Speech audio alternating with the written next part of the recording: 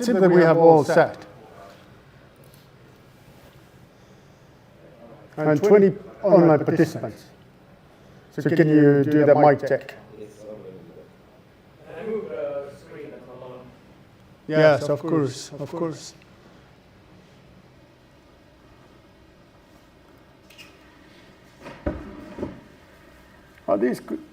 This seems not to be connected at all. These small ones, small televisions. These small ones. Okay, so that our voice is very good. Very good. So let me just see what else needs to be done. I need to put this in this kind of the mode. Can so how? Just raise Sure, your hand? sure. And it's gonna be like here. Okay. Ah, it's fine. It's good. Maybe a little bit.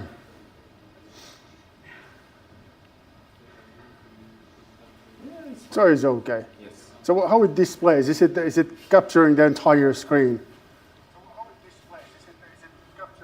Yeah, it's very good actually. It's very good. Okay. So we're getting started and we're gonna close 15 to noon. I'll be here if you don't mind. You're gonna be here. Yeah, if you don't mind.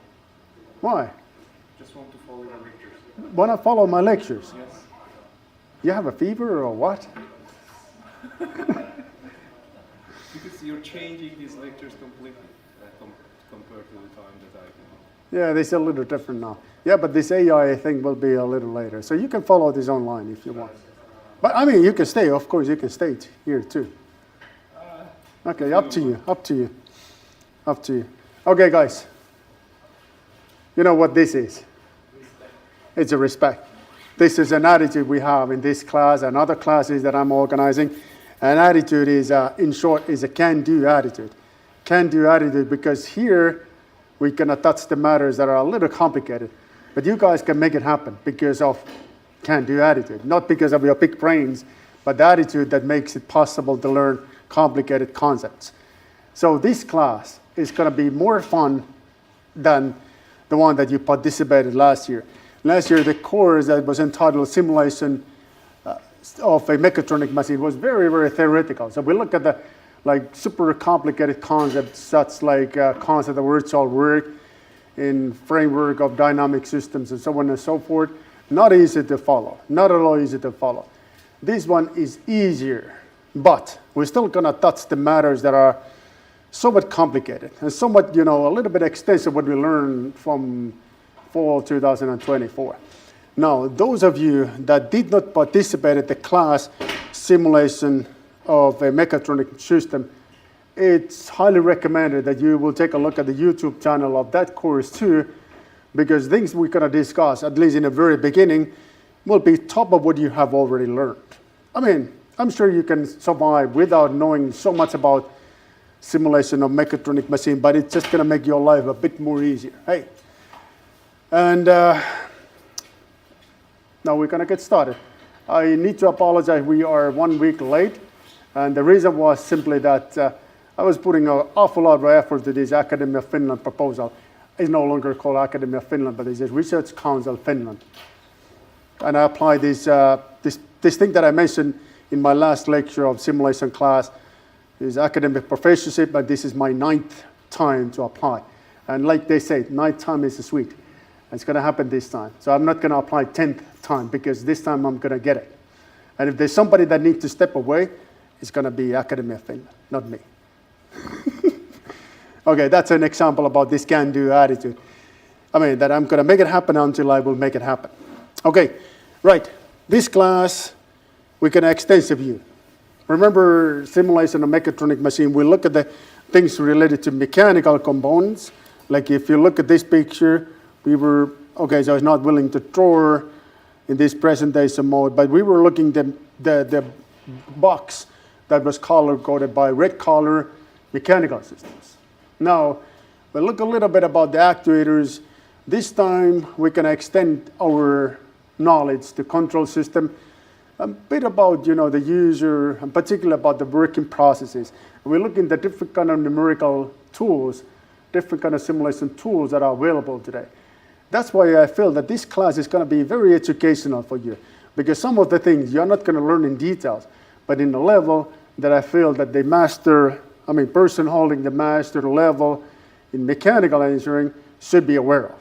Such like finite element method, contact modeling, in like overview. So you're not going to get the overly detailed information, but something that will make you look smart, something that makes you look clever, whatever is going to be your next destination after this class. Okay, so teachers, sorry that is plugged a little bit. So my name is Aki Mikkola, Aki, multi-body dynamics Mikkola. So my middle name is actually multi-body system dynamics. Not yet officially, but I'm considering to change that officially to be my middle name. But we'll see how it's going to be received. Then here together with me is going to be Greg. I'm not going to pronounce Greg correct name because obvious reason.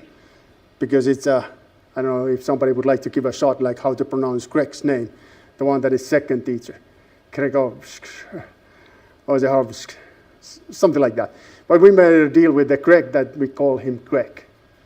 And you too can call him Greg because otherwise it's going to be unrecognizable for him. And he said that, eventually hearing so many times about something, he said, okay, guys, my name is Greg from this on. Okay, then Suraj, the guy that you're familiar with, the guy that is not physically here, but is helping you with the guided tutorials. He's going to be your help too, this time in this class too. And then Mustafa. Mustafa, our strong guy. Mustafa can do the bench lifting of, 300 kilos, 350 kilos, easily. So make sure that you are not getting disagreement with Mustafa. So he's very, very strong, physically and mentally. All right. So there's four of us that are responsible of this course. Greg part is going to be something very exciting because he is the one that is organizing AI workshops. This class, I would like you to learn how to use AI tools in your academic work and in whatever is your next destination. So you need to get an overview about large language models, which I'm sure that you're very good already this time. But there are other tools like data-driven modeling methods that I feel that you guys need to be aware of because this is something that there's a big promise. And look that there's a lot of things that we can make a use of these data-driven approaches.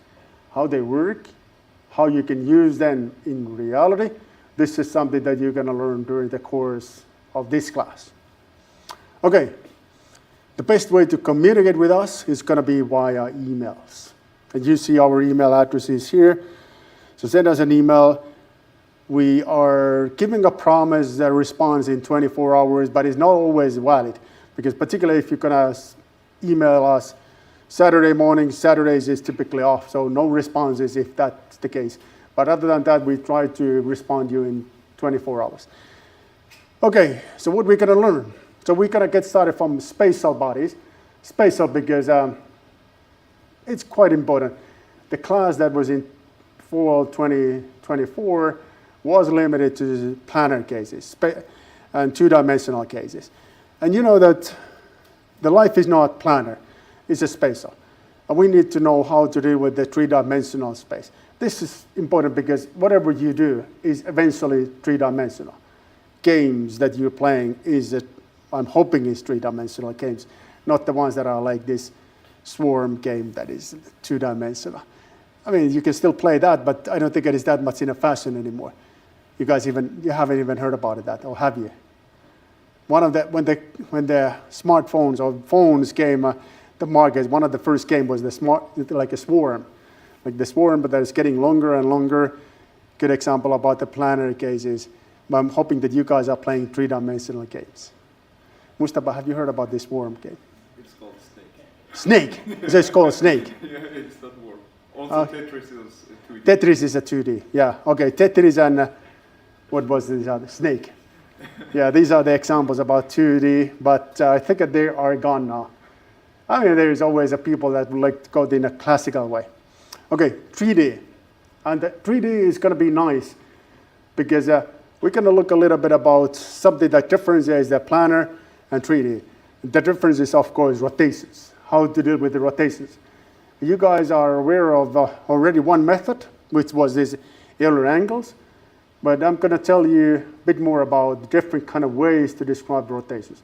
And to refresh your mind, we're going to get started from Euler angles. But then we're going to discuss about something that is called quaternions. These are the ones that are based on 4 parameters. Very confusing, because we're describing rotations using 4 parameters. And how many different ways the body can rotate. Different ways is 3 ways. So obviously we have overly many parameters, but still that's the one that is used in computer games, in computer graphics, so on and so forth. So it's something that you guys, is good to be aware of. Then flexible bodies. And maybe you guys have been in a class entitled like Finite-Element method. I don't know. Have you ever heard of a method called Finite-Element method? So is that your middle name, or is something that you're very good at otherwise? You're very good at. So you took a class about Finite-Element method as your part of your bachelor level studies, or how was it? Bachelor level studies. Okay.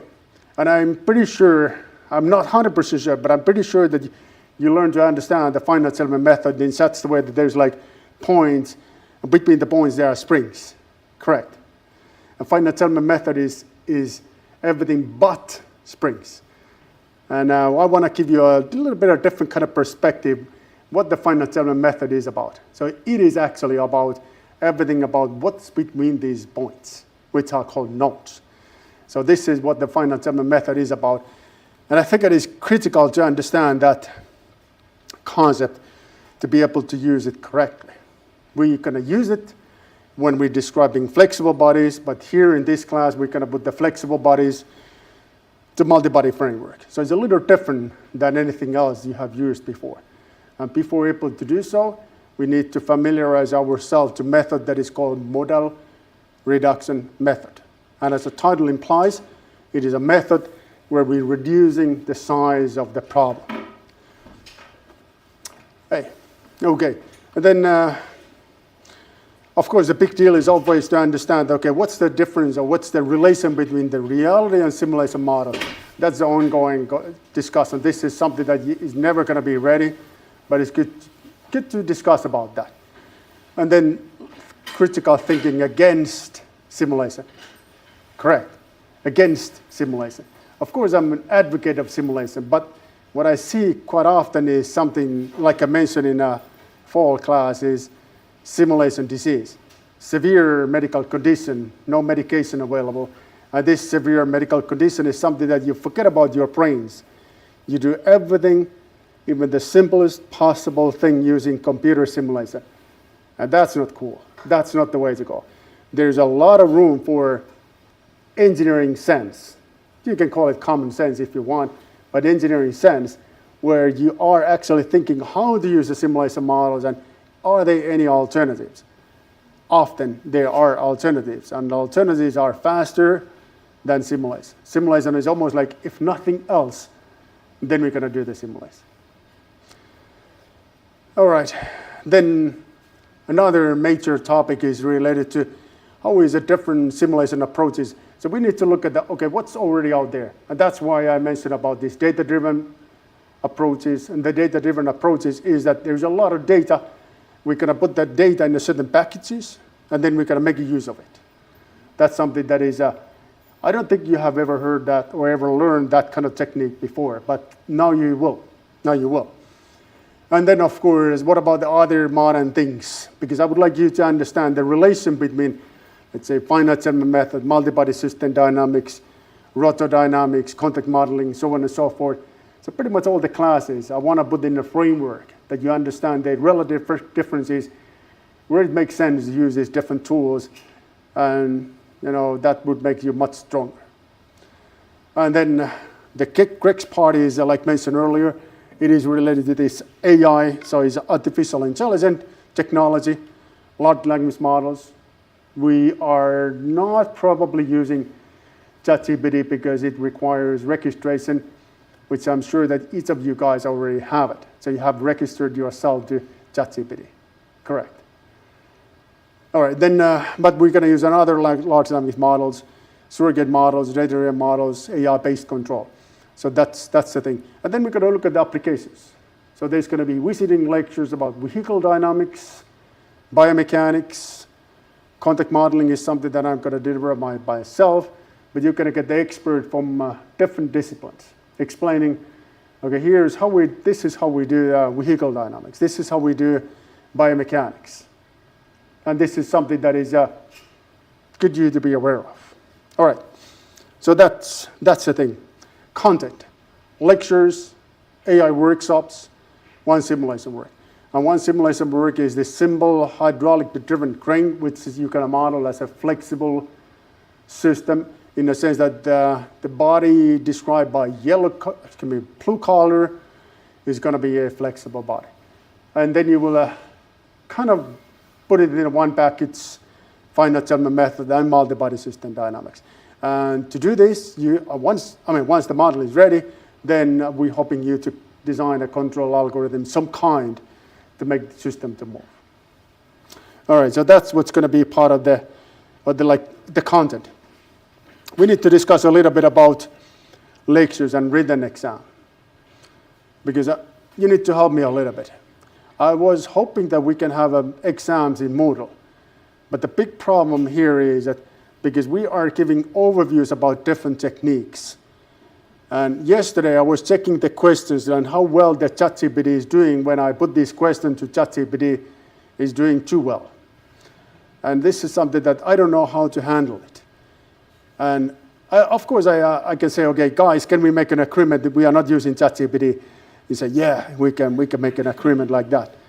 But honestly, there is no way me to know whether or not you're using ChatGPT or not. And here's my recommendation. If you have a chance to use it, use it. I don't know what's there. I got the information from Harri Eskelinen. Early, I think it was last week, something like new policy about how to use these AI tools. I did not look at the email because I feel that if there is this is a part of the work. This is like, if you guys need to be aware of how to use these tools in an efficient manner because it is actually making your work to be more efficient. Now, you need to help me. How is it we can organize exams then? Because if it's going to be Moodle exam, that you can do it in your home, you can have another browser open in ChatGPT and you can copy-paste the questions there. That makes no sense. And I would like you to learn. It doesn't really matter how you do it, but I would like you to learn. And some of the things are actually very nice, good to be aware of. So how can we organize it? The one possibility is this exam, these exam rooms. That's not the bad one. It's not the bad one. Yeah, because with ChatGPT, as long as they use it, but they not copy-paste, it's okay. But the problem is most people, they just copy-paste without reading. Yeah, and that's what you don't learn. Okay, so we've been thinking, okay, it's your damage. So if you don't learn, it's your damage. Yeah, that's one kind of way of thinking. But also, I need to be because I'm your father figure, your father. So I'm worried about you guys. I'm worried that how well you're doing in your life, and are you really learning the skills that you must learn? And there is, of course, this stick and a carrot. I'm encouraging you to learn, but if you are saying no, I'm busy with my other stuff, what I can do? Then I need to have some kind of like a stick, at least give you a bad grading, if nothing else. So are we going to give them the predefined questions? Yes, you can get all the questions that I'm asking in midterm exam, but I'm allowing people to do the exam using Moodle, which means that then it is ChatGPT rather than anything else. Or should it be exam, the exam room, right? You guys have used it before. And the exam rooms are available around the nation. That's my understanding. So even the ones that are not physically here, there are exam rooms in even some remote location like Helsinki, I think. I don't know. Finland has one. Every city. Every university. Every university have one. Okay, so if there's a university near to you, even if you're living in Lapland, so the one that is close to you is going to be Rovaniemi. How you guys feel about this? So is it that overly, how you feel? It's like, okay. Better than paper exam. Yeah, paper exam is horrible. We cannot do that. because yeah, this is I mean, this paper exam is like horrible because then we are using the microscope to try to figure out what the heck is written here. So, what is that these guys are trying to say? It takes forever to check the exam, and it's miserable to see this pile of paper. I will get that headache immediately when I see this pile of paper. It's like, oh my God, this much stuff that I cannot read well. So it's not nice. Okay, but I will get back to you in the details, but we can organize midterm exams using exam rooms. This is something that is new to me too. I have not used that before, so let me figure out how it goes. But it's something I understood, that you just make a reservation to do the exam. And there's a certain period of time to do the exam, and you can do it anywhere you want. That's it. Is it like that? And the only difference between that and the Moodle is that now you don't have your big friend ChatGPT with you. I'm not really expecting you to master everything in details. Not at all. But something that I see that you put an effort, because can-do attitude.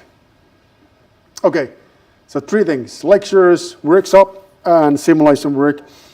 And this is how we're gonna go this is our schedule for this period, which is period number 3. There's 1 week that I need to be someplace else. I actually have a meeting with another person. It's an important meeting, so I'm not able to deliver lectures in week 6, so it's going to be biomechanics, which comes a little bit out of the blue sky, so it's not the best possible scheduling, but what are you going to do? It's like that. So we're going to get started from 3D, and we continue to 3D a week from now, and then comes the best thing, which is an introduction to flexible bodies. We look at this finite element method, safe functions, accuracy, equations of motion, stuff like that. And then we can use a model reduction and eigenvalue, which takes us to very close to that. Well, eigenvalue is the one that you can use to solve the vibration problems. Vibration problems, which is close to what Jussi Sopanen is teaching. Have you already been in Jussi's class? Was it a year ago or last year? When was Jussi's class? Now. Right now? Ah, okay. Okay. So Jussi's last name is Space. He's moving from one space to another space, so he's explaining an awful lot about these different spaces. And we are touching that subject matter a little bit too, but not as extensively as Jussi Space Sopanen. So he's moving different spaces very naturally. Okay, so that's the one that is supporting, these 2 classes are supporting each other. Right, that's it. And then moving on, then what happens after the midterm exam is there's going to be nothing but AI workshops. AI workshops that you can participate here physically in the university or online, however you want to go. This is something that there is not going to be an exam related to that, but it's something that we're hoping you to complete a few assignments not by yourself, but with help of AI tools. This is something I found out, at least a year ago, I found out extremely useful. And then comes vehicle modeling, so it's going to be visiting lecture, fatigue based on multi-body system dynamics or multi-body dynamics, and contact modeling. So it's going to be a total of 6-week lectures in period number 4. And then we're going to close. Fatigue. Are some of you specializing to steel structures? No. Oh, you are specializing in steel structures. So in steel structures, there's quite a bit of discussion about fatigue. And we're going to touch that area too. A little bit about what's good to know about fatigue. And we are, this university, let me correct, this Department of Mechanical Engineering is specialized to fatigue of welded structures. And welded structures and non-welded structures, they behave a little different ways. So we're going to look at a little bit about what's the big deal about when you're welding things together, and why you make them to be vulnerable for fatigue, and how is it we can predict the fatigue. And that's what this lecture in week 14 will be about. Okay, these tutorials is going to be 3D modeling, getting started, then hydraulics, flexible body modeling, verification, control algorithm, reporting, and so on and so forth. So that's what the Suraj is going to be responsible of. All right, grading, how to pass the course. All right, so it's going to be accept that simulation work, accept that AI works. It's, if we can see you make an attempt, that's enough. We don't need to see anything more than that. Then written examination, or two, well, actually it's the 2 midterm examinations. The final grade will be something that is simulation work plus written examination divided by 2, plus in-class quizzes. So this class, the in-class quizzes are quite important. So you can get, I mean, you can do average, you can still score 5 out of 5 in this class if you do well in your in-class quizzes. What do you think? 2 points, 2 additional points. Like if you score 3 from the midterm exams, average, 3 from simulation work, but you do well in in-class quizzes, your final grade will be 5 out of 5. And still you guys are like, I don't know, this is not a very good offer, I need to get better than that. Isn't this the best offer ever? Very good deal, very good deal. Okay, so lecture is going to be here this time, and then no mandatory participation. You know, of course, you can follow the lectures using YouTube. Like majority, well, half of us are following using YouTube. How many participants we have? 34. So it's more than we have here in the class, which makes sense because for information of online participants, this lecture room is no good. Because the projections are in the both sides, but not in my back. So it's kind of funny. It's a kind of funny place. All right, so this is it. In-class quiz is a total of 25 points. We're going to get started today. And this is how it goes. So if you score 13 to 19 points, I'm going to give you 1 extra point to your final grade. To your final grade. Correct. So you read it correctly. So this is generous offer. Very nice offer. But still, I'm not able to make you smile. But anyways, something that, but again, remember this. Max of this course is 5. And you can do the math, and you can easily score 7 out of 5. I'm not going to send the 7 out of 5 to Student Affairs office because they're going to come after and, Aki, you need to go to sick leave because obviously something is wrong. Don't you know that the max is 5? And max is 5. So if you're going to score 7, I'm still going to round it. I mean, still going to be 5. Think about this. You know, if you score 3 out of 5 in a class like this, it is an outstanding accomplishment. Outstanding. And it should be coming easy. Okay, so midterm reports should be submitted successfully and on timely manner. If not in a timely manner, then it's going to be, we take a little bit off from the max points of the simulation work. So each time you miss the deadline, we're going to take half a point off. This is something that is extremely educational for you because these deadlines in life are tough. And if you missed it, you miss it. The consequences are very, very severe because, let me tell you an example. There was a while ago, maybe 10 years back, we had one fantastic postdoc researcher, really clever, very big brains and everything, and he made a great proposal to Academy of Finland, and it was really fantastic. So we were all crying when we were reading it because the quality was so good.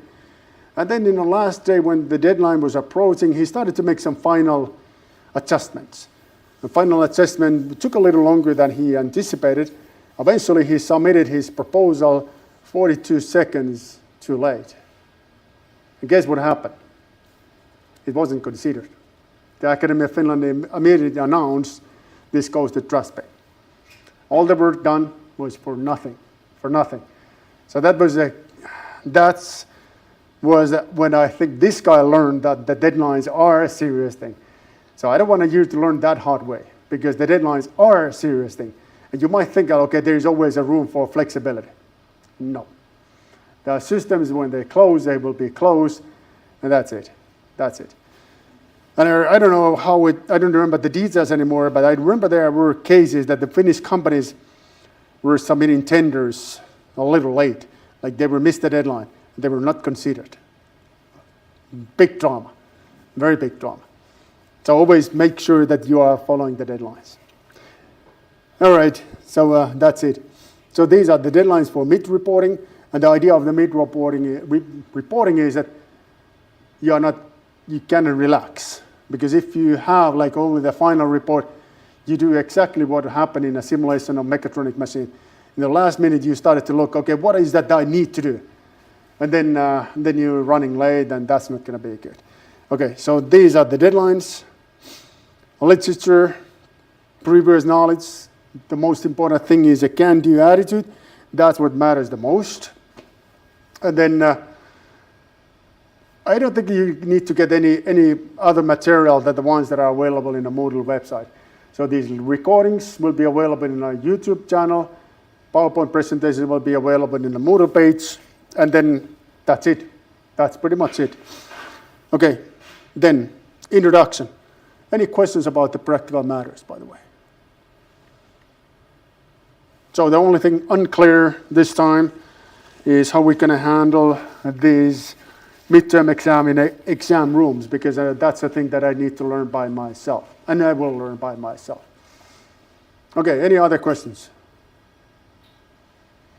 So that was a question I asked. Very good, very good. I like this interaction. It's nice that there is this live interaction all the time. So what about online participants? No comments, questions?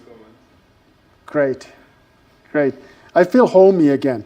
I was a little bothered. I was distracted in the class simulation because there were so many interactions. I was like, this is not Finland. All right, introduction. What is that I will learn from this class? So let's look at the things.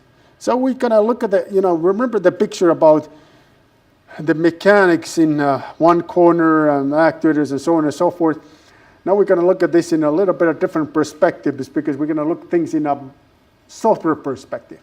So we're going to learn this finite element method. I mean, you guys don't need to model too much about anything using finite element method, because that will be given to you, but I'm hoping you to understand the concept behind. And then this eigenvalue analysis, we're going to make a simple exercises, how we can conduct an eigenvalue analysis and what we can get as a result of eigenvalue analysis. And we can get eigenvalues and eigenvectors. What these are representing to us. What is a physical interpretation of eigenvalues and eigenvectors? Extremely important to understand. And how we should treat them. What's the meaning of eigenvectors? This is something that very often there's a misunderstanding that it is something absolute, that you can measure displacement based on that. And you cannot. It's just the way things are vibrating. Okay, then hydraulics, how that can be, that's something that Suras will get back to you. Control algorithm, a little bit about the CAD modeling. Content modeling is going to be another subject matter, like a little bit of news flashes here and there. And then we will put everything together in a simulation exercise. Okay, we are focusing on flexible bodies. But we are not going to look at the entire story about flexible bodies. We're going to, if dynamic analyses are mainly focused on rigid bodies, making an assumption that the bodies are unable to deform regardless of the magnitude of forces that is imposed to them, this is something that we started, and this is something we discussed last year. Now we will make an extension. We're going to look at the method that is called the floating frame of reference formulas. And if you know where the name is coming from, that is already a lot. So if you know that where the name floating frame, because it's referring something that the frame is floating, like the title is saying. Where this floating aspect is coming from. If you understand that, that's a lot. That is really a lot. Okay, so we're going to look at this floating frame reference formulation, but we are not looking too much about anything other than that. Simply because it becomes to be too much information to master level class. So if you're entering to doctoral studies, then we can revisit the subject matter of flexible bodies, and then we can take a look at what about other than the floating frame reference formulation? Then we can do so. But now you guys are still in a master level class, so we're going to focus on floating frame reference formulation. Floating. All right. And then this is the stuff we're going to look like. We're going to have the practical examples, like the fatigue here. This is a crane that is physically available in one of the laboratories. And we look at how is it we can make an estimation about the fatigue life. You know, what are the ways to make it happen? What are the things that need to be taken into account? Why is it the welding is such a dangerous way to combine things together? It is dangerous, but it is the most affordable, and that's why it is extensively being used. And because, you know, it's such an affordable thing, the other drawbacks that comes along with the welding, you just need to learn the ways to toggle them. And that's what we're going to discuss, period number 4. Okay, right. Contact modeling, something that we're going to look at the examples about. This, I think it is an animation about the bearings, but not really so much about bearings, but as an example, it could be bearing thing. This is, by the way, Jussi, when Jussi was younger. He's still young, but younger than he is at the moment. This was part of his doctoral dissertation, bearing modeling. And you can learn the difference between, because in dynamics there is okay, this is kind of rough statement, but dynamic can be divided to 2 different categories: smooth dynamics and non-smooth dynamics. And this is related to contact description. Contact can be described as a smooth contacts or non-smooth contacts. And what's the deal with these 2 things that you're going to learn a little later? Shortly, the smooth dynamics is something that is based on penetrations. You have assuming that the bodies are rigid, and you have looking how much they penetrating with respect to each other. And this is how you're computing the forces that will separate them. Non-smooth is something that you're not allowing this indentation, this penetration to take place, and you're using constraints to separate them. This is causing non-smooth. Conceptually, very different behavior. Something that, particularly if you guys are looking at the game technologies, this is something that is important to be aware of. Because next time you play the game with your friends, you can show off and say, hey, have you ever thought about it, the difference between smooth and non-smooth dynamics? You can make an impression. Pick one. I don't know if it is positive or negative, but an impression for sure. Okay, all right, so that's going to be the thing to do. And that's it. Now, I was a little slow again. So we have, is a 5 to 11. So we have a little bit of time to move on to real deals. So should we get started from the 3D multi-body system dynamics? It's all about 3-dimensional rotations. Would that be okay? And then we can have a break if you want. Yes, sir. Is this course like a combination of all the other ones we have? Because we have like machine dynamics and control systems, and we have some else courses that I feel like combined into this course. Yes. So is this like just laboratory versions combined? Kind of. The question is, like, if this is a combination of everything you have learned so far, yes. There may be some things that you are not aware of, because based on your specialization, like you're specialized to steel structures and you know the fatigue back and forth. Others that are not specialized into steel structures, you might not have heard about it. So we're kind of combining the information. But yeah, we're combining the information from different disciplines, different courses. Control is the one thing that we will make a use of here, and try to see how is a big picture. That's okay. Maybe we should change the title of the course to be big picture. Would that be better? That would be better, yes. That would be better. There's a question regarding the exam. They asked that if there are exams in the exam room, could the registration link be posted early? I'm not in LPR, and the visiting rooms in other universities are feel quite quick. Okay. So the question is that if we use exam rooms, so when these exams will take place? No, because you have to post a link so that they can register for the exam. So they asked that would it be possible to send it early? Okay, so again, I'm not understanding. Early. So what kind of link? So link that this exam is now available. They have to use the link to register for the exam. Okay. Can you teach me how to do that? I can ask around and I can. Okay. Because this is my first. Okay, time. but we're gonna learn how to do that. I was not aware of this thing, so there needs to be a link to reserve the place. Okay. Anyways, it goes like this. Each of the things that I will ask, or I might ask, in midterm exam, I'm gonna give it to you. And I need to limit myself to these questions. This is a 3D multibody. So there's a lot of questions, but each of them we're gonna go through this class, and each of them are clearly addressable. And so it goes in such a way that once you make this reservation, we're gonna use a lottery of some kind to select the questions for you. So even, because I know that the exam rooms, you cannot go there all students same time. That's not physically possible. But you go in at different times. So we're gonna use the lottery system to give out questions to you. Your fellow students might have a little different kind of questions. But here's the deal. I must limit myself to these questions that I'm allowing you to see in advance. How that sounds? That should be a fair game. And to make things even better, I don't know what's wrong with me, but I try to please you maybe too much because I say in class quizzes you can get 2 points. Now comes the final offer. I'm still sure that you are not going to smile, but I'm going to give you the final offer. Final offer is this. You can select one question out of the many that will not be in your exam. So you could take it off, the one that you hate the most. If you feel that, okay, I really hate the questions about gimbal locking, take it away. I don't want to answer that. Fine, we're going to do it. But it's going to be same question for each of the students.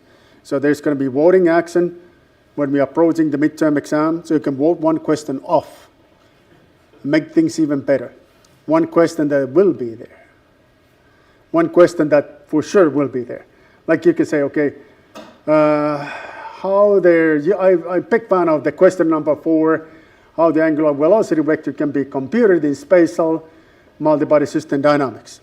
So if you select, if the voting, after the voting actions, this is the winner, it's going to be in the exam paper along with others. So one question that will not be there and one question that will be there. That's my final offer. All right, so these are the questions. Now what happens is that we're going to go over each of these questions. And that's it. That's it. Okay, so the first one was, I have a slides of each of these. I just need to make sure that I need to check that if actually each of the questions were addressed in a proper manner. Okay, so let's get started. So multibody system dynamics, 3-dimensional multibody system dynamics. What kind of system can be analyzed using the multibody system dynamics? What the coupled simulation means. Why rotations are more difficult in spatial than planar case. Okay, these are the 3 questions. Remember what was the multibody system dynamics. So this was a method that, as the title says or implies, is a system that consists of multiple bodies. A specialty of the multibody system dynamics was the fact that the bodies are connected together via joints, different kind of joints. Revolute joint, translational joint, primitive joint, so on and so forth. And these joints are limiting the motion possibilities. Like a crankshaft is a good example. Crankshaft that you can find in your engine of your car can move in a one-way only because it has a 1 degrees of freedom system. This one-way only is defined by joints that are mathematically described by constraints. So these constraints are limiting the motion possibilities, and that's what makes this to be unique. And the thing that or kind of the special feature in multibody system dynamics was that it is nonlinear dynamics. All right, I say that the dynamics can be categorized to smooth and non-smooth dynamics. Correct, yes it can. But the bigger differentiation or bigger categorization in the dynamics is linear and nonlinear dynamics. And the most common source of nonlinearity is rotation. It's amazing because it's something we see in daily life, we see it all the time, but because the description of large rotation, typically you need to do that by using trigonometric functions, cosine or sine. And you know that these are nonlinear functions, heavily nonlinear. And if you limit your rotation to be small, then you can linearize your cosine and sine functions. And that's a different thing. In a linear dynamics, you can find analytical solutions, whereas in a nonlinear dynamics, generally speaking, you cannot. You cannot. It's just not possible to do so. But in linear, there's a lot of different, rules how you can solve the responses using analytical solutions. And that's why it is a different story. So it's altogether different story. And the beauty of this, that you can find the analytical solution, but you need to use numerical approaches, is that numerical approaches are very straightforward. No thinking needed, no thinking allowed to be more specific. You just need to follow the certain steps. You get the equation of motion automatically. And what do you do with the equation of motion? You say to your computer that, please solve this as a forward of time. And that's the way you learn the responses. And it's going to be nonlinear responses. All right. Then what else needs to be mentioned? Yeah, the rotations, we are not limiting ourselves to small rotation, but large rotation, like a crankshaft. Crank is rotating like a lot. We are not limiting to plus minus 10 degrees or plus minus 5 degrees, but much more than that. So that's what the multi-body system dynamics is about.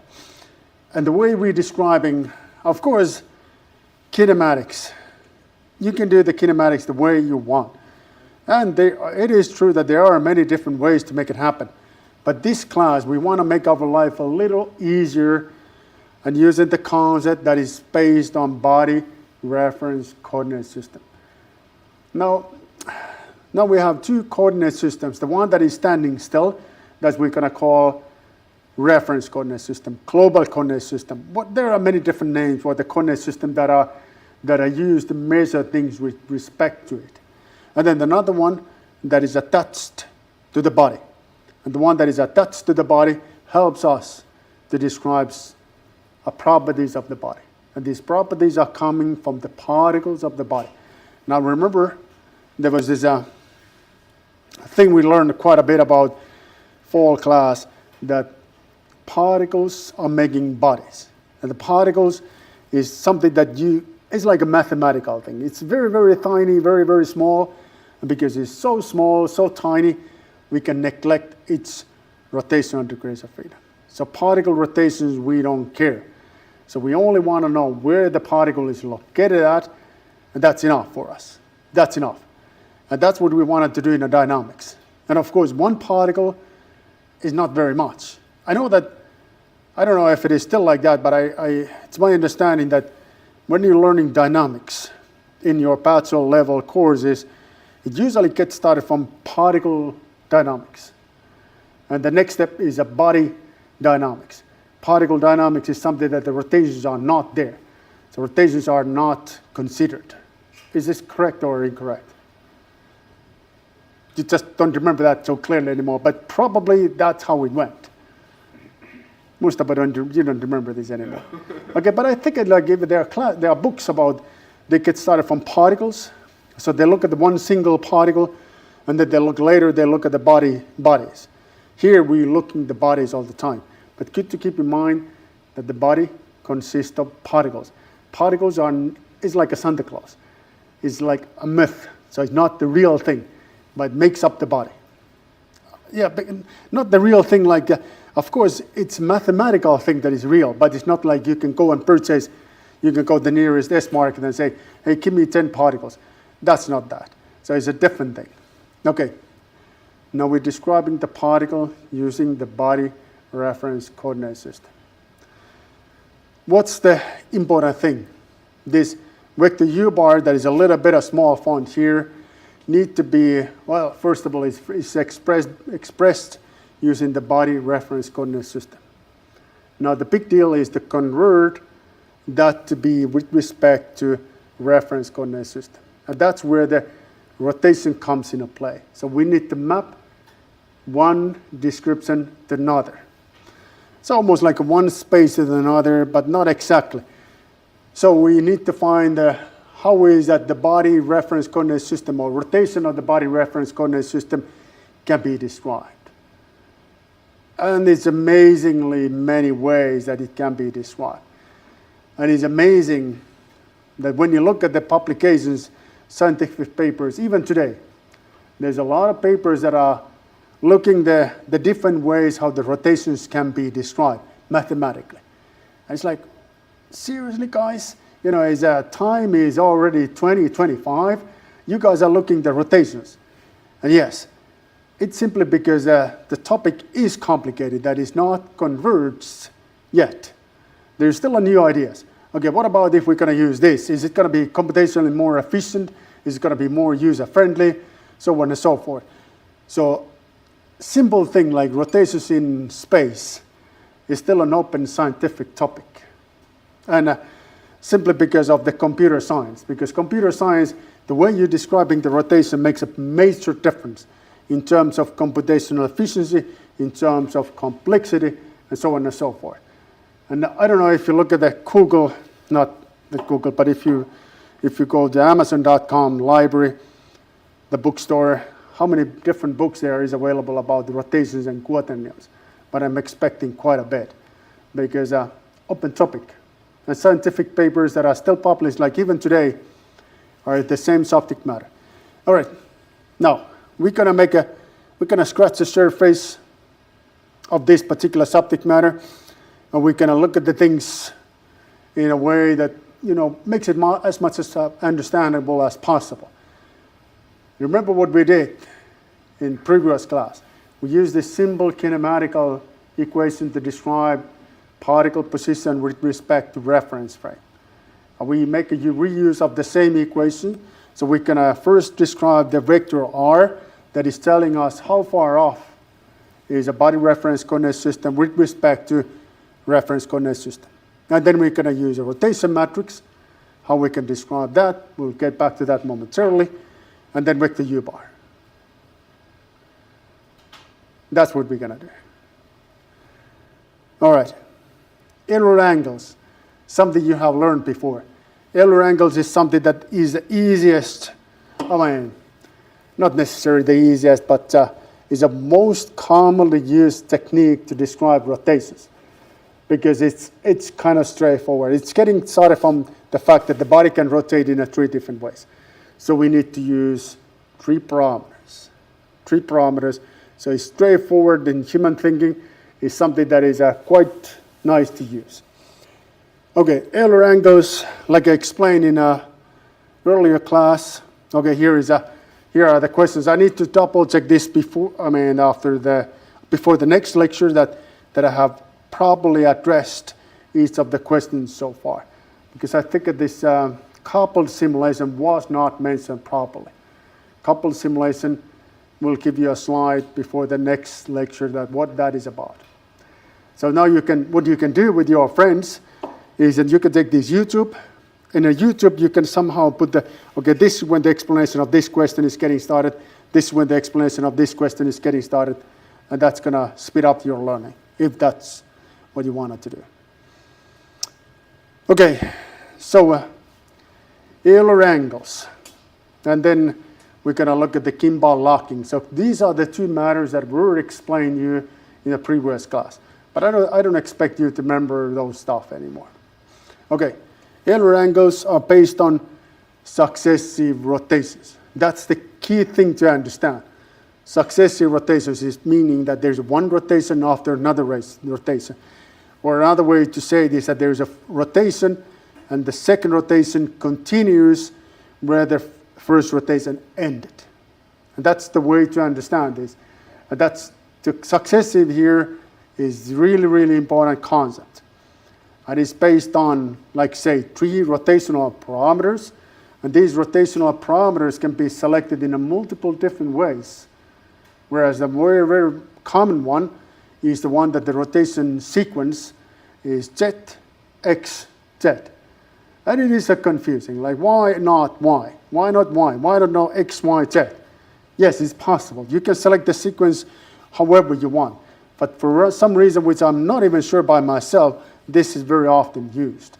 Some of the software, not even all, you can change the sequence of rotation or use the way the Euler angles are described as a user preference. So you can code one of these settings of the software and change the way you want it to describe your Euler angles. It doesn't really matter how you do the selection, because if you have 3 parameters, you can put your body in any rotation in space you want. An example is this gyro that you saw earlier. Gyro, you know that you can put any orientation in the space, and that one is based on these 3 successive rotations in order of Z. This is Z, X, which is this one, and then one more time, Z. And this amount of angles with respect to each of these rotations are phi, like I said, theta, and then psi. Psi. Psi. That's my accent. Okay. Psi. Okay, because of my accent, it's sometimes a little hard to recognize what is what. Psi. No. Phi. Okay, accent is very strong. So it's a phi. Okay. How you memorize stuff like that?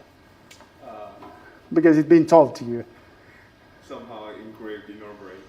All right. Okay. So, anyways, so those are the 3 sequences. And like another thing you learned earlier, each of these rotations can be described by 3 by 3 rotation matrix. And if you look at this carefully, you see that there's a block matrix, submatrix, which is 2 by 2. That is exactly the one that was used in a planar rotation. And then there's a one that is zeros and ones. And this is the one that describes the rotation angle. This one here describes the Z rotation angle, X and Z. And the final one, when you look at them, when you put them together, looks like this. So this is Euler angles, based on 3 successive rotations.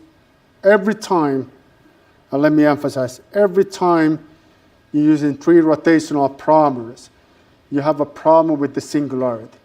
The singularity is that the case that these angles are not clearly differentiable. So you cannot know what rotation is what. And this easily happens when you put your gyro in configuration that first and third rotation is having the same angle. And then you do the rotation, you don't know which one is the one that is actually moving. This is something that is called singularity. And the singularity is having the better, more common name in Euler angles, and it's called gimbal locking. And the gimbal locking is not like locking in a mechanical sense. It's not like something that is unable to move, but it's able to move in 2 different ways. And because it's able to move in 2 different ways, it's hard to recognize what is what. And this is what introducing this gimbal lock. I don't know if you guys look at these YouTube animations in a fall class, but I highly recommend it. There is something about these rotations. You can copy paste this link, and then I don't want to see that. And then this lady is explaining about gimbal locking. Very nice explanation. Something that takes you the near to death experience, because it's such a dangerous thing. Not because of common life, but this was an aerospace application. And aerospace minor thing can be lethal. Particular gimbal locking could be lethal. I think this story was very good, so I highly recommend you guys to look at that. Okay, not that. My first in-class quiz. And remember how much this is making a difference in your life, is this. When using 3 rotational parameters, the problem is singularity. Oh, hold on.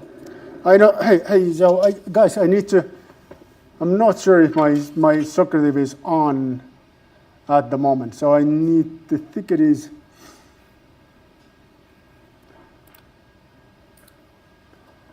Hold on. And the room, by the way, is different that I mentioned, Socrative. So I mentioned that the room name is LUT. So actually the room name is LUT2. Teacher locking. This one.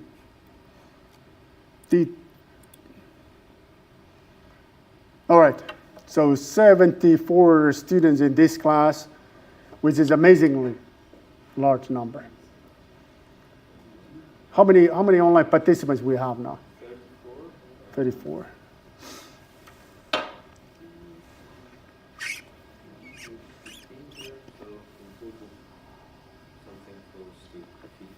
Hmm.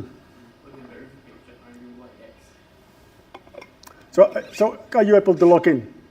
Again, you log in using your student ID number, and you're selecting the room LUT2. Let me just check. Yes, it is LUT2. I see that I don't know what number is this. Is this how many logged in we have at the moment?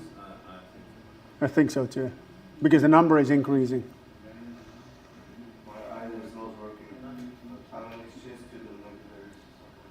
Shouldn't be a problem. You need to get rid of the zeros. Oh yeah. So if you have zeros in the beginning, forget about zeros. No, it's not like let's say that your student ID is 001, just use a 1.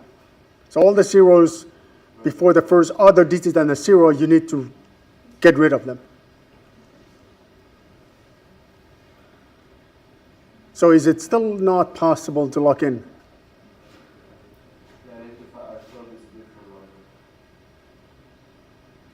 Yeah, that's the thing, that you kind of need to memorize your student ID number, or put it in, write it to your hand or something. Otherwise, your life is going to be difficult. Okay, but you were not in a simulation class because you were an exchange student. I had a similar class.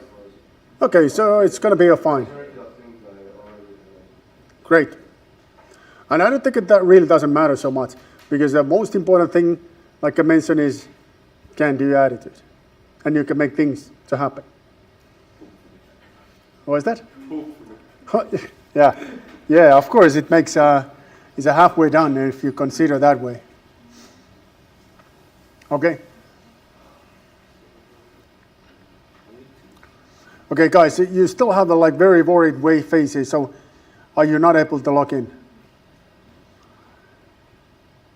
Okay, but I seem that I have 2 answers only. Is it this possible? It is not updated the number of answers. The 3 of us have already answered. Huh. Yeah, I think, guys, what happened is that this whole website is locked. Yeah, it's doing nothing. Can you refresh the page? Like here. Oh yeah, 24. All right, I'm gonna leave this open. And I will continue with my stories because we only have a little bit of time left, and then we need to go and have a lunch. Okay, back to this. All right, so the main body of today's lecture is you to understand the concept of Rodriguez equation.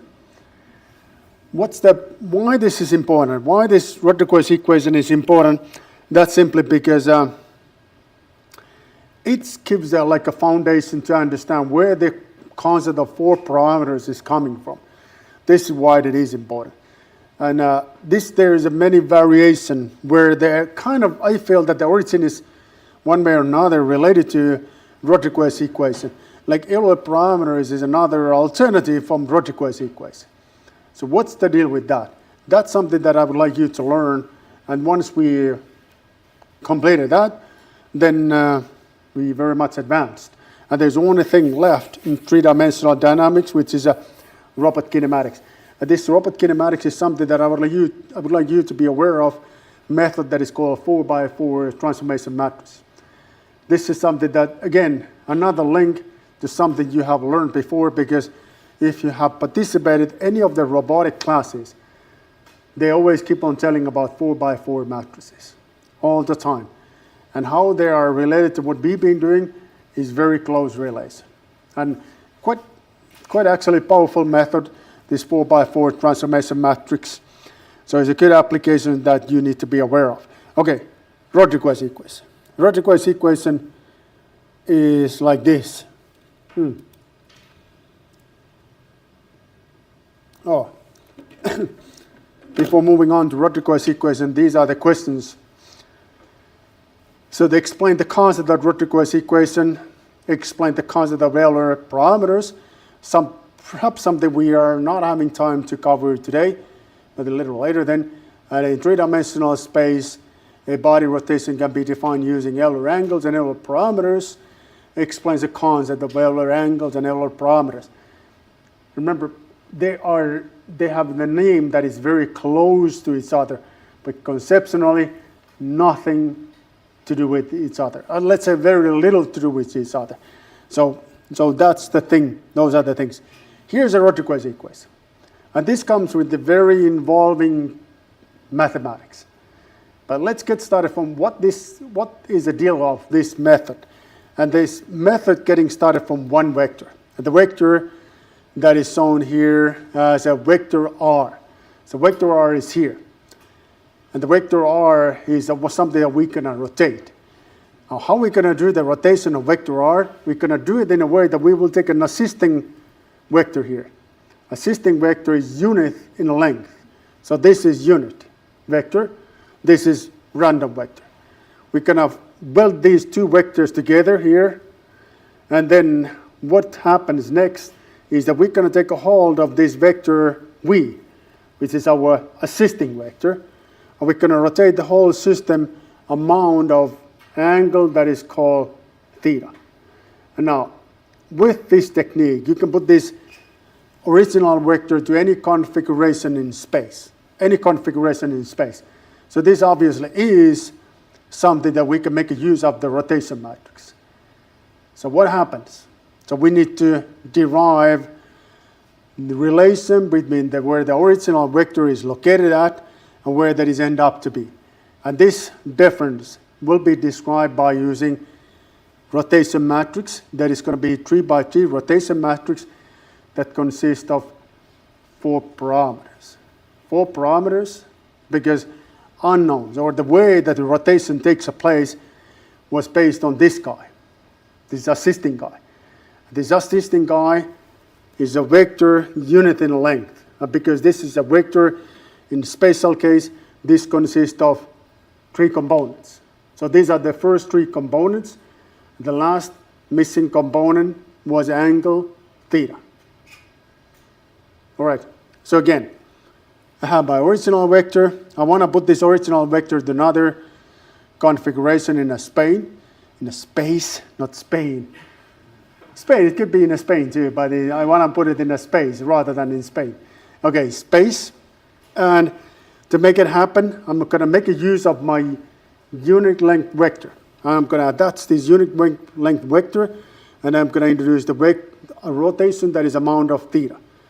Now I need to derive the relation between the original and rotated vectors, and that's going to give me 3 by 3 rotation matrix.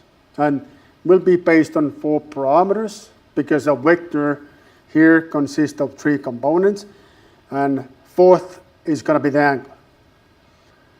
Think about this. 4 parameters, but 3 of them can be independent only. So there have to be a relation of some kind in this story. So I tell you the story about this vector r and how it would like to move to another configuration. And it's going to make that to happen with this vector that is unit in length. Somewhere in my story, there is a relation mentioned. And where was this relation? And how is this relation? If you figure that out, I need to give you a word of warning. There's a high risk that I will come and hug you, if you can tell me that. Okay, now I will get no answers, I'm pretty sure. But what would be the better thing than my hug?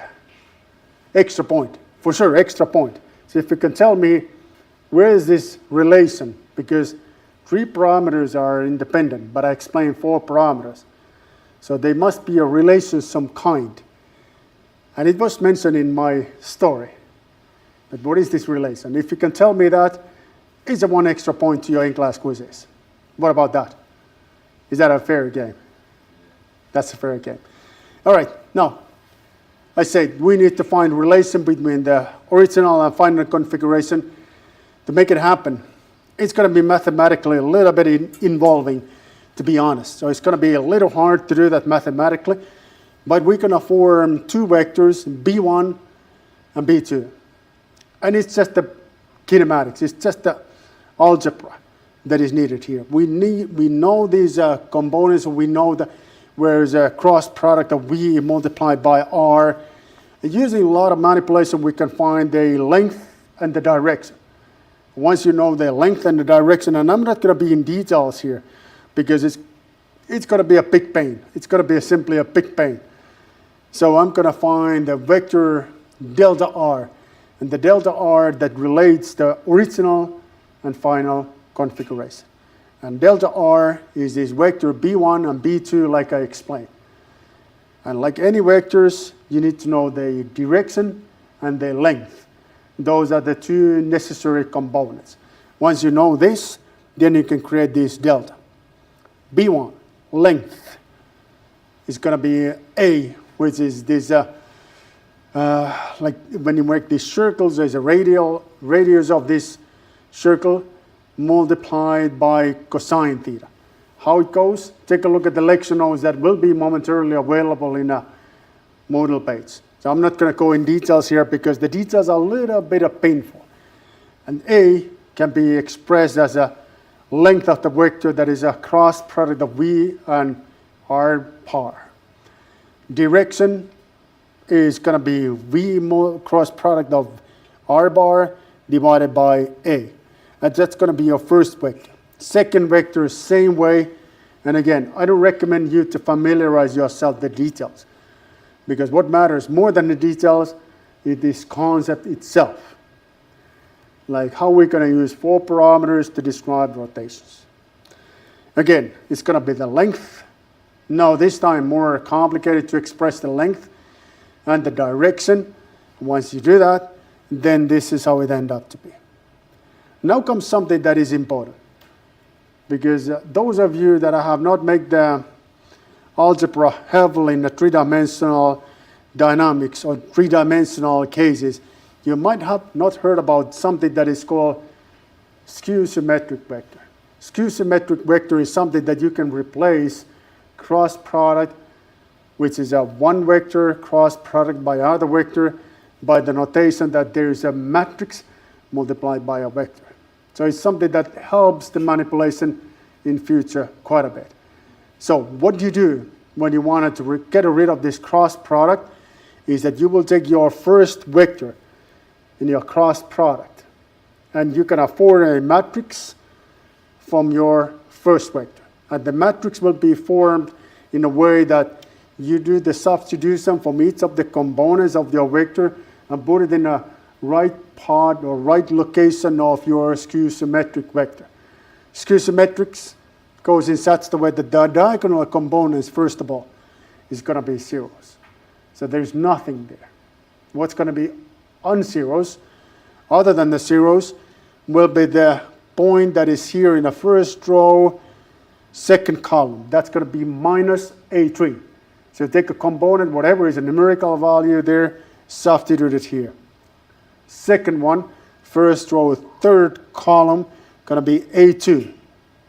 And then the last one here, or let's say the second one here is the first row, second row, third column, which is going to be minus A1.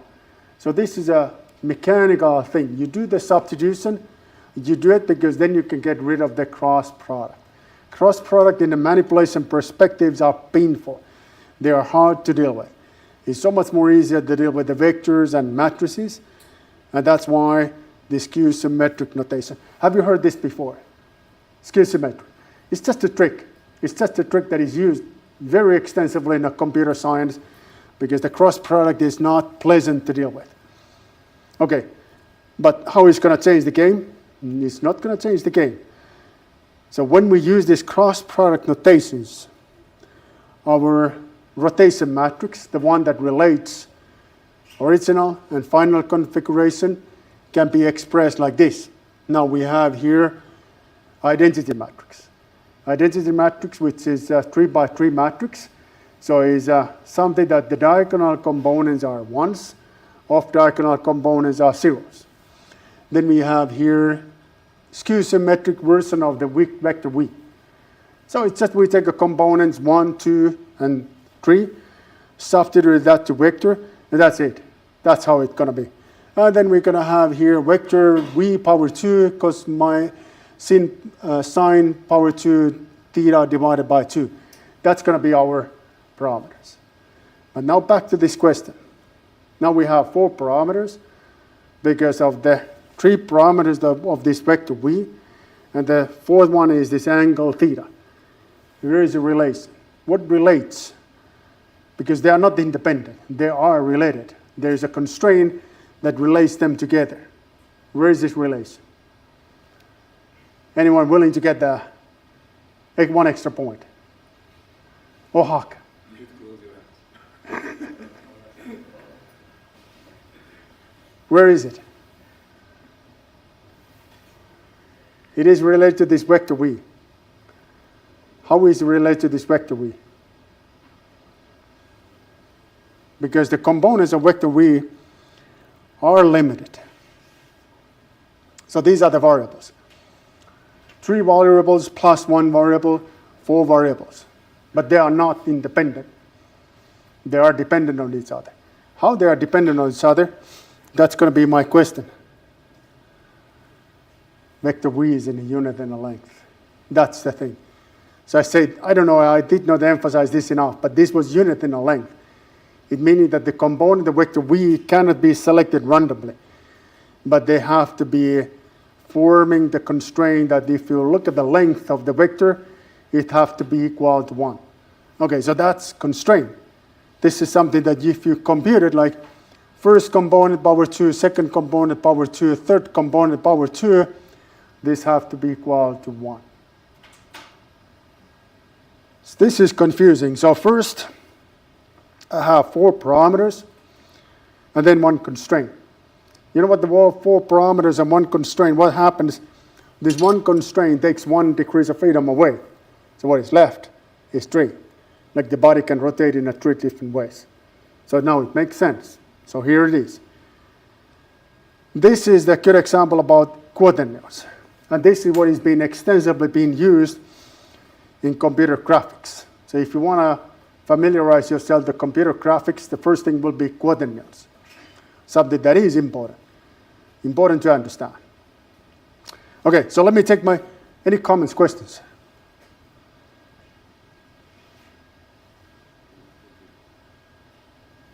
Clear, everything clear. This is how much I am hoping you to understand. Rodriguez equation is based on the concept that you take a vector, you rotate the vector by using assisting vector v, which is unit in a length. You attach this assisting vector to origin of your original vector, you rotated that amount of theta, you get the 3 by 3 rotation matrix. As it is written here, you get 4 parameters. 4 parameters, 3 parameters because the components of the vector v, and they are limited because of the length. And the 4th one is going to be the angle theta. All right, so this is it. So let me see what else I have. Now, Rodriguez equation rotation is described by 4 parameters. These 4 parameters are coupled because angle theta is small. Vector v is unit in a length. We are assuming a body to be rigid. Parameters are not coupled because a body can rotate in 4 different ways. Okay, 1 only is correct. Let me take myself back. You guys were able to log in. No, I put the number from the certificate. Can you send me any chance that you can send me an email along with the correct answers, the ones that you would like to vote? I mean, your answers in this class. Can you, because I'm about to close this one.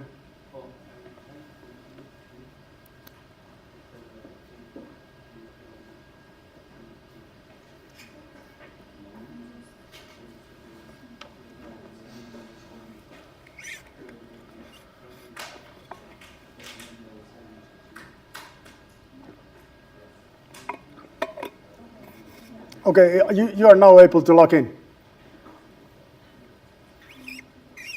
Okay, so I'm gonna still wait you to answer.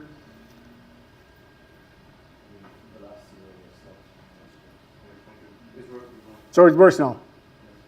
Fantastic. So what do you feel is the correct answer here? And you guys, do you have this WhatsApp group? Yeah, WhatsApp.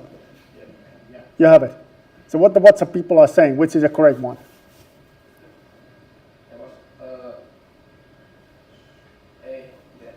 They say A. They say A.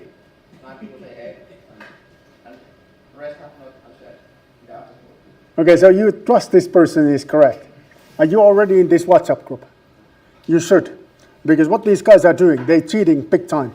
So they are having this WhatsApp group, and if there's an in-class quiz, the clever one is saying that, okay, it's going to be A or B or C or whatever, and the rest is following. But here's what you do not know. It may be Mustafa that is telling you incorrect answer. So are you really trusting this that is correct? This is something that you don't know. Anything to sabotage there. Yeah. So it could be Mustafa saying, hey, none of this is correct, so it's something else. It's altogether something else. Okay, but you answered no. Okay, good. So we got all the answers. So the success rate is how much? 90. It should be very high. I'm thinking 95, 94. Look at this. I'm pretty good. Next one. This is going to be the last one of the day. So the angle theta is small. Vector v is unit in a length. We are assuming a body to be rigid. Parameters are not coupled because the body can rotate in 4 different ways. The one is very much off. They're like absolutely against the physics. Rest is just wrong. Or one is correct. But the other two are like just wrong. But one is against everything in this planet. It's against the physics. Okay, so I got 18 answers. And again, this class is supposed to be something, and these being actually like that if there's any subject matters you would like to discuss, I have this flexibility to steer this to any direction you want. And try to keep my understanding out whatever you wanted to discuss with. Okay. All right, so I'm thinking that next week we are able to close the case about 3-dimensional rotations. And hopefully we can even open these flexible bodies and finite element modeling. Because finite element modeling, I really want you to understand that from the polynomial perspective, from interpolation perspectives. Okay. 20, 30 answers, so is this stocked or? Last time it was more than 50, so. Yeah, I'm hoping that now the WhatsApp group is hot. So what is it they're saying in our WhatsApp? Are they saying that D is a correct way to go? Yes. Because parameters are not coupled because body can rotate in 4 different ways. Like this way, this can rotate along their own axis, like this, and this. Fourth one is what? Time. Oh, here it comes. It's a time. Yeah, this is like really advanced thinking. There is a question about online quizzes. Online quizzes. Yes, somebody asked that it is very difficult and morally questionable to attend these lectures during daily working hours. I know. Like they say that they are students. If possible, to maybe add the Socratic questions to Moodle as well.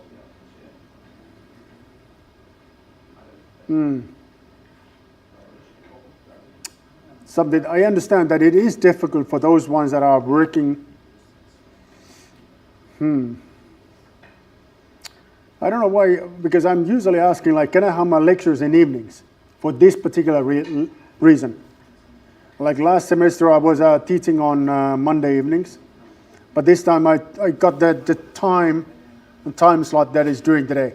And I don't have a power to change this time. But can we organize it? Like, technically, is it possible to organize it? I don't know. We need to. Honestly, I don't know. The only other possible way is just arranging some extra tasks. Because online quizzes has always been part of your lectures. It is. But I understand this difficulty of the ones that are not able to be off from their daily responsibilities. Okay, so unclear. I don't know. The answer is I don't know. Is it possible? I don't know. Okay, we got 44 answers. The last time it was 48 answers. No, it was more than 50. More than 50, wasn't it? So is it this is doctor or what? Because before those three students, it was 49. I believe that we're almost there. All right, so it's a few more is coming and then that's it. Oh yeah, this is it. Okay, guys, so what is the correct answer? It's gonna be, of course, you know, it's getting started with the ones that are physically incorrect, very much incorrect, is D. The body can rotate in 3 different ways, not in 4 different ways. That's very much off. This rigid body thing is nothing to do with this rotation, so this is off too. And we are not assuming the angle to be small, so the correct answer is we. Oh my God, it's very, very high. But unfortunately, somebody is voting these parameters is coupled, not coupled because body can rotate in 4 different ways. No, it cannot. No, it cannot. At least I'm not aware of this thing. It needs to be an altogether different space, like mindset space, that you can rotate in a body in 4 different ways. Very good. So here is where I would like to close today's lecture and go and have a lunch. If there is any comments, questions regarding what is in my plate here, I need to make sure that each of the questions are properly answered during the lectures, and I also need to check what's up with this exam thing, and how is it we can create this link for it. And then one more thing is, what about these in-class quizzes? Is it technically possible to do it somehow? I don't know. Honestly, I don't know. Okay, this is it. So let's close today's lecture. You guys have fun. Take it easy. See you on Tuesday.